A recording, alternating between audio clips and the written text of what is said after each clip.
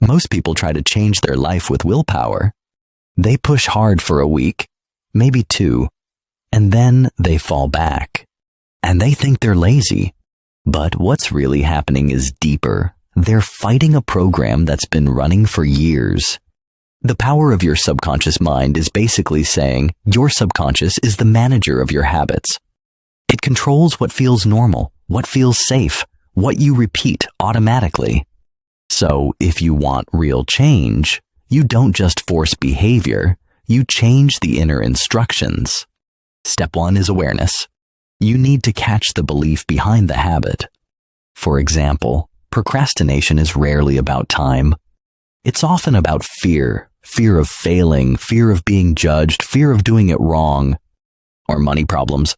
They're not always math. They can come from a belief like, I never have enough, or I don't deserve more. Step 2, choose one belief to install. Not 10 phrases, one clear statement that fits your life.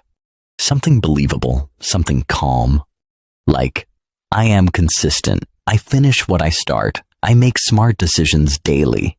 Now here's the key part of the book. Timing matters.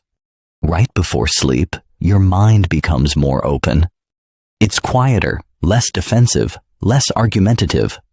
That's why nighttime is powerful for reprogramming. So here's your routine. Get comfortable, slow your breathing, relax your shoulders. Then repeat your one statement slowly with feeling. Not like a robot, like you mean it. Next, visualize the behavior, not only the result. Don't just imagine success. Imagine doing the work, opening the laptop, making the call, saving the money, going to the gym. Because your subconscious learns through pictures and repetition. Then, remove inner conflict. If you believe success is stressful, you will sabotage it. If you believe money makes people selfish, you will push it away. So add a permission line. It is safe for me to grow. It is safe for me to win. It is safe for me to improve.